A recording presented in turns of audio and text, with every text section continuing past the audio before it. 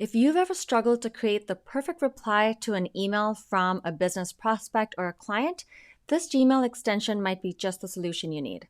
It uses ChatGPT to generate an effective response that you can add to your drafts, edit, and hit send. It's called Utterly, and it has this little yellow icon with the U inside of it. And so once you have this installed in your Gmail, it's pretty simple to use. All you do is open up your email thread, open up the extension.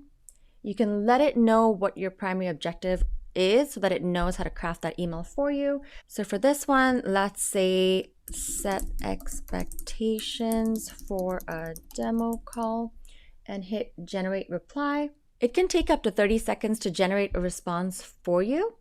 And once you have it, you can either go back and try it again, or you can hit add to drafts. This will add it to drafts in your thread. So if you refresh your page, you'll see that it's populated it right here, and you can edit it, and once you're happy with it, you can actually hit send on it. The beautiful thing about this extension is that it doesn't simply generate something generic.